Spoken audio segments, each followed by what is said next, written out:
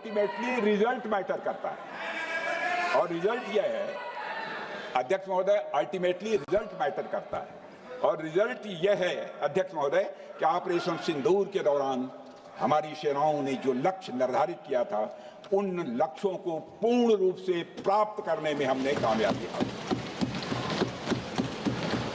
अध्यक्ष महोदय, भारत हमेशा से पाकिस्तान सहित अपने पड़ोसी देशों से मित्रता और सौहार्द सहयोगपूर्ण संबंध का सदैव इच्छुक रहा है। इसके लिए भारत की सभी सरकारों ने ईमानदारी से प्रयास भी किए हैं। वह चाहे आदरणीय लाल बहादुर शास्त्री जी हों, या अटल बिहारी वाजपेयी जी हों, या हमारे स्वर्गीय मनमोहन सिंह जी हों, या प्रधानमंत्री श्री नरेंद्र मोदी जी, सभी ने हमेशा चाहा है कि इस इलाके में शांति और समृद्धि बनी रहे।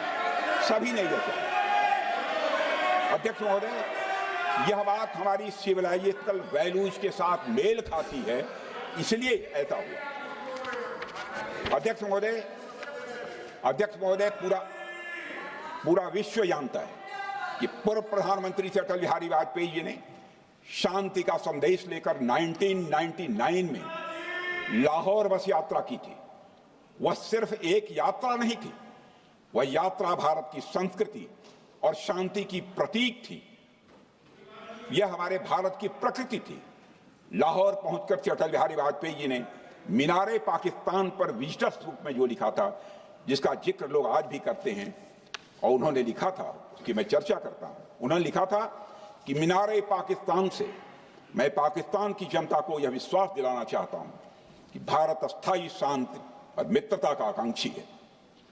मैंने पहले भी कहा है और फिर भी कहता हूं, एक स्थिर और समृद्ध पाकिस्तान भारत के हित में है, इसमें कोई संदेह नहीं होना चाहिए। अध्यक्ष महोदय, यह हमारी सोच थी,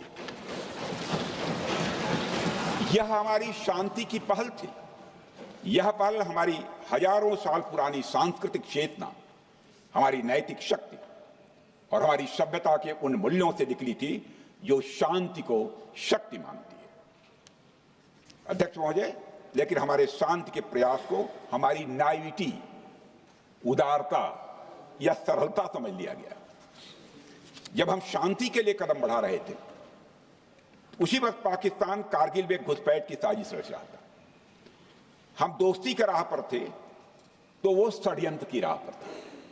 जब हम मामला खुलकर सामने आया तो हमारे वीर सैनिकों ने इस घुसपैठ के खिलाफ कार्रवाई करना प्रारंभ किया, और जब भारत की जीत सामने दिखाई दे रही थी तो पाकिस्तान ने परमाणु युद्ध की धमकी दे डाली। अध्यक्ष महोदय, तब हमारे तत्कालीन प्रधानमंत्री आदरणीय अटल बिहारी वाजपेयी जी ने कहा था, पाक सेना के परमाणु हमले से भारत का तो कुछ नहीं बिगड़ेगा, लेकिन पाकिस्तान दूसरे दिन का सूरज नहीं देख पाएगा।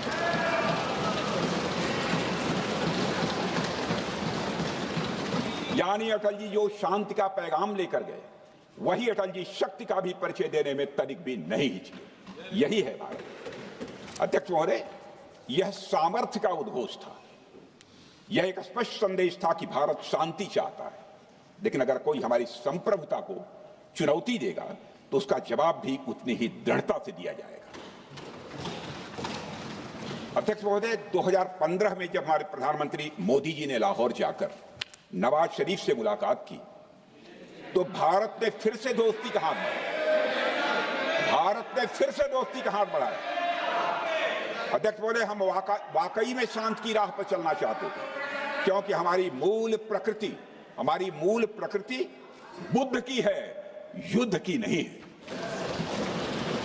हमारी सरकार ने भी पाकिस्तान के साथ शांति स्थापित करने के अनेक प्रयत्न किए हैं, लेकिन बाद में हमने 2016 में सर्जिकल स्ट्राइक से, 2019 में बालाकोट में एयर स्ट्राइक से और 2025 के ऑपरेशन सिंदूर से हमने शांति स्थापित करने का दूसरा रास्ता अपनाया है। अध्यक्ष महोदय, अब हमारे प्रधानमंत्री श्री नरेंद्र मोदी जी और हमारी सरकार का स्टैंड बिल्कुल क्लियर है कि टेररिज्म और टॉक्स ये दोनों साथ नहीं चल सकते, क्योंकि सभ्य मुल्कों के बीच बातचीत होती है। अध्यक्ष महोदय, लोकतांत्रिक देशों में बातचीत होती है, पर एक ऐसा देश जिसके वजूद में लोकतंत्र का एक कतरा भी न हो और सिर्फ रिलीजियस फैनेटिसिज्म, टेररिज्म और हेट्रेड अगेंस्ट इंडिया हो, उसके साथ संवाद किसी भी सूरत में नहीं किया जा सकता। क्योंकि टेररिज्म की भाषा जो अध्यक्ष महोदय होती है वह खून, डर और नफरत है, संवाद नहीं। गोलियों की आवाज में संवाद की आवाज दब जाती है। जहां खून बहता है वहां बातचीत की गुंजाइश अध्यक्ष महोदय नहीं बचती। अध्यक्ष महोदय, पाकिस्तान की वर्तमान स्थिति अब जग जाहिर है। जिस देश ने आतंक को अपनी विदेश नीति का औजार बना लिया, वह अंततः अपने ही जाल में फंस जाता है। पाकिस्तान की नीति और चरित्र को लेकर कोई भ्रम नहीं रहना चाहिए।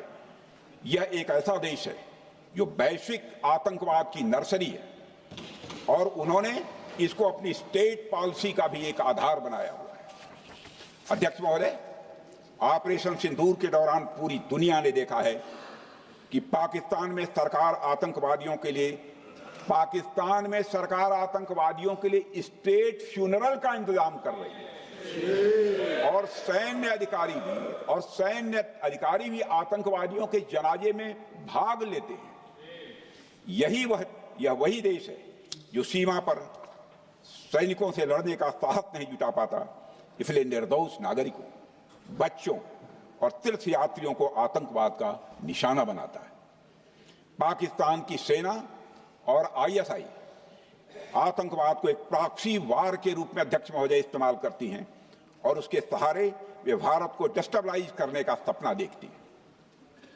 अध्यक्ष महोदय, मैं लोकतंत्र के मंदिर में खड़े होकर यह बात कह रहा हूं कि भारत को 1000 कट्स देने का सपना पालने वालों को नींद से जग जाना चाहिए।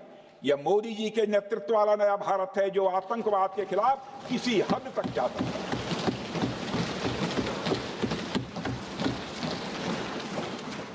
अध्यक्ष महोदय, आप भारत का इतिहास जानते हैं।